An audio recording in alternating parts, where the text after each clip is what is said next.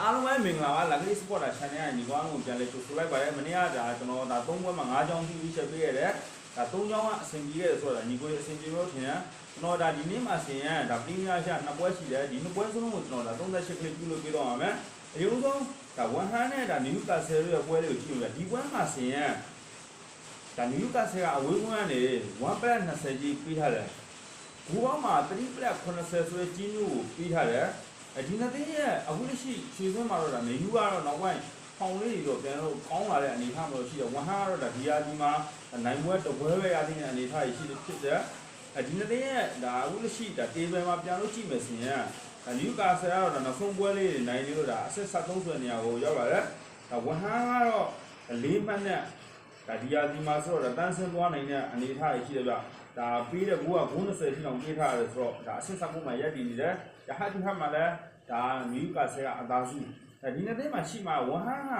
ကအခုလက်ရှိကျွန်တော်တို့ကြည့်မှာဝမ်ဟန်ရဲ့အင်ဝင်းကအဝေးကွင်းတောင်ပုံရရင်လို့ပြောလို့ရတယ်ဗျဘာဖြစ်လဲဆိုရင်ဝမ်ဟန်ကဒါအင်ဝင်းမှာအဲ့လိုထိဒါဂိုးသွင်းအားလေးတွေမရှိဘူးဗျအင်ဝင်းမှာ2ဂိုးပဲသွင်းတယ်3ဂိုးထိပေးထားရတယ်ဒါအဝေးကွင်းမှာတော့မှဒါ5ဂိုးသွင်းဒါဘယ်လိုပြောရမလဲဒါ10ဂိုးပေးဒါအဝေးကွင်းမှာတပွဲနိုင်တပွဲစီအင်ဝင်းမှာတော့4ပွဲက4ပွဲစလုံးဆုံးဆိုတဲ့ပုံစံမျိုးဆိုတော့ဒါအင်ဝင်းထက်အဝေးကွင်းတော့မှဝမ်ဟန်ကပိုကောင်းလို့ပြောလို့ရတယ်အခုလက်ရှိဒါဖောင်ကိုကြည့်မယ်ဆိုရင်ဝမ်ဟန်ကဒါတေးကြပြီးတဲ့နောက်ကဆိုတော့ဒါနောက်ဆုံး3ပွဲရှုံးထားတယ်နယူကာဆယ်ကိုပြန်ကြည့်မယ်ဆိုရင်နယူကာဆယ်ကဒါနောက်ဆုံး3ပွဲကဒါဘရိုင်တောင်ရှုံးပြီးလို့ဒါချန်ပီယံလိပ်ပါဝင်တာနောက်ဆုံး3ပွဲနိုင်ထားတယ်နိုင်ထားမှာဒါဂိုးပြတ်တဲ့နိုင်ထားရတာဘေမီကာကို3စီချန်ပီယံလိပ်မှာဒါဖူဟန်ကိုဒါ2-1ဆိုတဲ့ပုံစံမျိုးနဲ့နိုင်တယ်စဘာဝဒါ2ကြီးဆိုတဲ့ပုံစံမျိုးနဲ့အိမ်ဝင်းရနိုင်တယ်ဒါပေမဲ့တခုရှိတာကနယူကာဆယ်နောက်ဆုံး3ပွဲဆက်နိုင်ရတာကအိမ်ဝင်းနေဖြစ်နေတယ်ကြာအဝေးဝင်းတော့မဟုတ်ဘူးဒါပေမဲ့နောက်ဆုံးဒီနောက်ဆုံးကိုင်းတဲ့ဒီ3ပွဲမှာဆိုရင်ယာကိုက9ဂိုးတိရှိရဆိုတော့အသွင်းဂိုးလေးတွေကိုပြန်လို့ကျွန်တော်တို့ဒါမြင်ပြလာပြီဗျနယူကာဆယ်ဒါသွင်းဂိုးလေးတွေတော်တော်များများကိုဒါဘယ်လိုပြောမလဲဗျဂိုးမိုးဝါလာတဲ့ပုံစံမျိုးပြန်လို့နောက်ဆုံးပွဲမှာကြည့်မယ်ဆိုတော့ဂိုးရတဲ့ပွဲကတော်တော်လေးများတယ်ဂိုးမရတဲ့ပွဲကဒါမရှိတော့ဘူးကဂိုးမရတဲ့ပွဲကဒါဘုံမောက်ကိုဇီးဆိုတဲ့ပွဲအဲ့ဒီပွဲနောက်ပိုင်းကစားပြီးရင်ဒါနယူကာဆယ်ပွဲတိုင်းပြီးတော့ဂိုးရတယ်တဂိုး2ဂိုး3ဂိုး4ဂိုးရှိတော့ရတဲ့ပွဲတွေရှိတယ်ဒါဘုံမိုးတွေပါလာတယ်ဗျာဒါတိုက်စစ်ကဂိုးသွင်းအားလေးတွေပြန်လို့ကောင်းလာတဲ့အနေအထားဒီနေ့ဝမ်ဟန်ကိုကြည့်မယ်ဆိုဝမ်ဟန်ရဲ့ဒါသွင်းခံထားတဲ့ဂိုးကအားလုံးဂိုး20ထိအောင်ရှိတယ်ဆိုတော့ဒီနေ့နယူကာဆယ်ရဲ့ဂိုးသွင်းတက်လာတဲ့အနေအထားနဲ့ဆို1+20ကြီးမှာကျွန်တော်ကနယူကာဆယ်ပဲနေနေကြနယူကာဆယ်ဒါဒီချက်ဒါနောက်တနေ့ဒီနေ့နိုင်လို့ရှိရင်ဒါ15မှတ်နဲ့ဘယ်လိုလဲ15မှတ်ဆိုတော့ဒါအဆင့်တက်သွားမှအနေထားတွေမှာရှိတယ်ဗျာဒါအဆင့်10လောက်ထိကိုရောက်သွားမယ်ဆိုတော့ဒီနေ့နယူကာဆယ်ဘော်ဒီပဲနေတာအကောင်းဆုံးကနယူကာဆယ်1+20အနည်းဆုံးကျွန်တော်မနေ့ကပြောရသလိုပြား20လောက်တော့စားရမယ်ဆိုတဲ့အနေထားတွေပဲတော့မြင်နေကြအနည်းဆုံး G1 G2 ဝမ်ဟန်ကျွန်တော်ဂိုးရမလို့မနေဘူးကနေယူကာဆယ်ခါစစ်ကြီးကိုလည်းကြိုက်လို့ဝမ်ဟန်ဂိုးရမလို့မနေဘူးနောက်တစ်ခါကတော့မန်စီးတီးနဲ့ဒါဘုံမောက်ရဲ့ပွဲလေးကြောင်းမန်စီးတီးကတော့အိမ်မုန်းပေါ့ဗျာဒီပွဲမှာတစ်ချက်ကြီးကြရရှိတာမန်စီးတီးက1-20ကြီးကျော်လာတယ်ဘုံမောက်ဆိုတာအခုတရှိအစင်စရာမှာကြည့်မယ်ဆိုရင်ဒါအစင်နှစ်နေရာမှာဒီဟာလေးရှုံးပွဲတပွဲပဲရှိသေးတယ်အသိပြအဲ့လိုအသိကိုဒါ1-20ထိပြလာတယ်ဒါတွေကတော့ဒါတမိုင်းစင်လာကို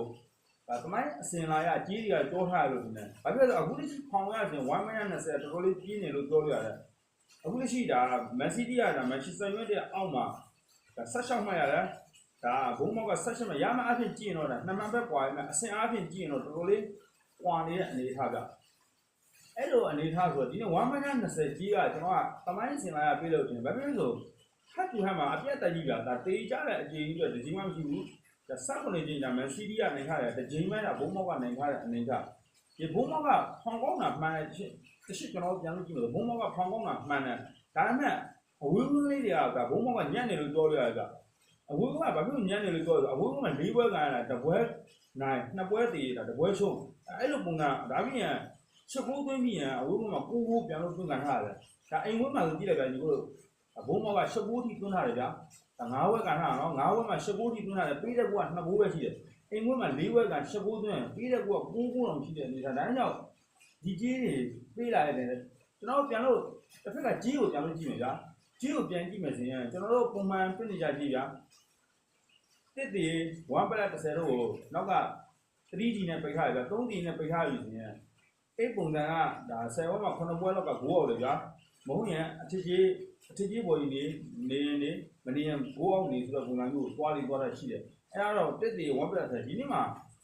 1 plus 20ရှိကိုပြီးလာတယ်က9အောင်ကြီးက330 3တီဆိုတော့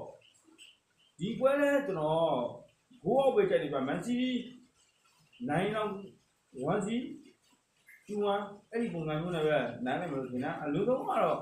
ဟိုတေးလောက်ပဲသွားမလို့ထင်တာဒါ1စီ2စီနဲ့နိုင်ဖို့ပေါ်တော့တော်တော်လေးများတယ်ဗျဒါကြောင့်ဒီပွဲမှာစီးစီနဲ့ဘုံမောက်ကျွန်တော်ဘုံအောက်ကိုတက်ပါတယ်ဒါကတော့ဒီနေ့ပြတာကျွန်တော်ရဲ့နှစ်ပွဲအင်းရိုက်တဲ့နှစ်ပွဲရွေးချယ်မှုလေးပဲဖြစ်ပါလိမ့်ဗျ